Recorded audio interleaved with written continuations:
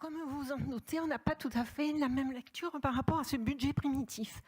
Alors avant de commencer, on a regretté de ne pas avoir la note explicative qu'on avait en principe, donc qui peut être aussi une aide dans la mesure où nous n'avons que 5 jours pour travailler sur tous ces chiffres.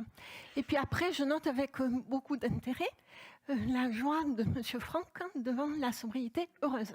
Donc ça, c'est un bon point pour tout le monde. Le budget primitif que vous présentez est conforme à vos orientations budgétaires.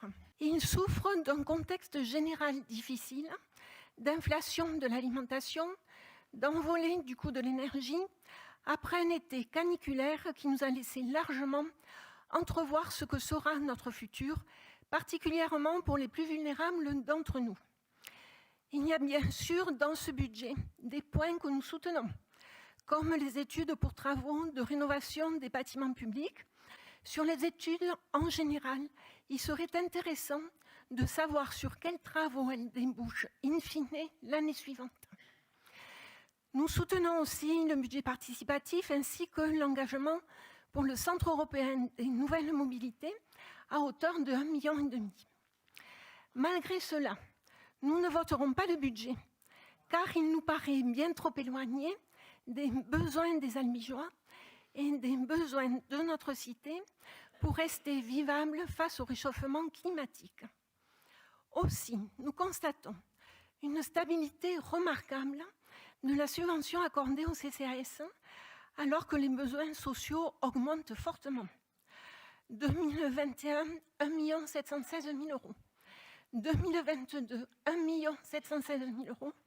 2023, 1 716 000 euros. Ce qui veut dire qu'elle n'a pas augmenté d'un seul euro. Cette stabilité se traduit dans les faits par une baisse des moyens de votre politique sociale, et j'y reviendrai sur une délibération ultérieure.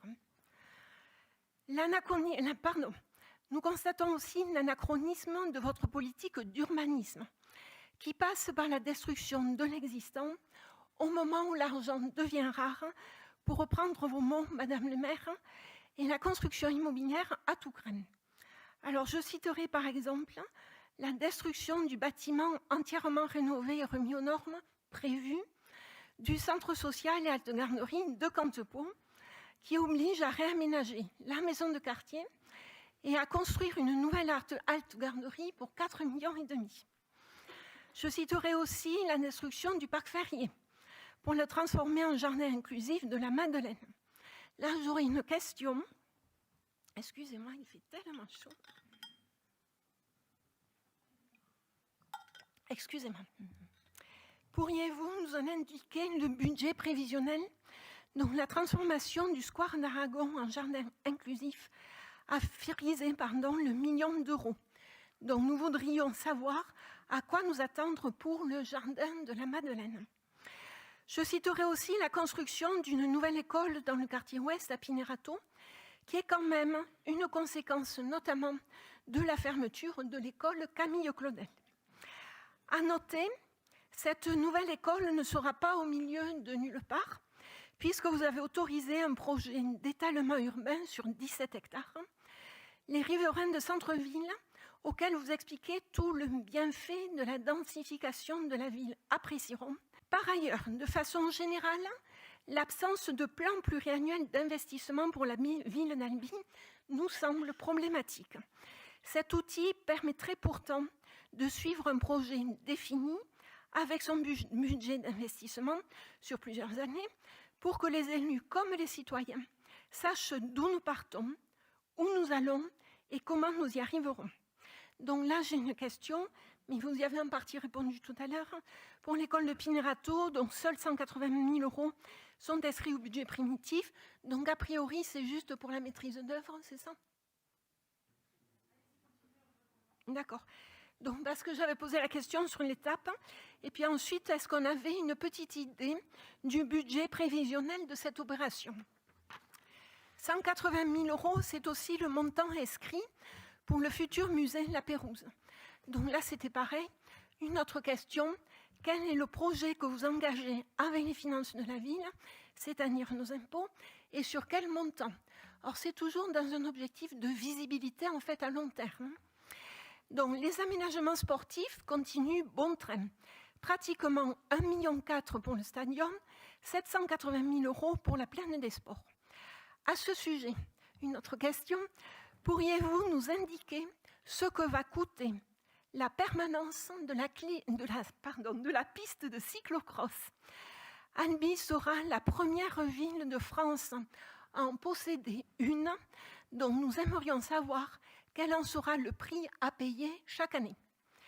Et difficile de passer sous silence le chèque de 550 000 € hors taxe que la ville souhaiterait faire pour la fin de la délégation de services publics du circuit. Vous m'aviez répondu l'année dernière, madame, que le DSP se portait très bien. Nous voyons cette année le prix de cette bonne santé. Je conclurai par ce qui seraient nos priorités budgétaires. Premièrement, l'investissement dans le quotidien pour améliorer la vie de tous. Rénovation des trottoirs, des venelles et des rues, notamment des bandes blanches à repeindre pour sécuriser les déplacements à pied. Alors je sais, vous allez me dire, c'est l'agglo, mais comme tout maintenant est ensemble et mutualisé, on passe les questions au fur et à mesure. Remise en place du pool de remplaçants ATSEM dans les écoles maternelles. Augmentation du budget des crèches municipales et de l'accueil périscolaire. Tarification sociale de l'eau. Augmentation du budget du CCAS. Réouverture de son restaurant social le soir. Création d'un centre de santé public. Deuxième priorité, l'investissement dans l'adaptation de la ville dans sa totalité au réchauffement climatique. Plan massif de rénovation des écoles et de leurs cours, mais a priori, ça a l'air en bonne voie, ce qui est tout à fait intéressant. Accélération du schéma cyclable sur Albi, visiblement à la traîne. Création de la gare multimodale pour favoriser les déplacements non polluants.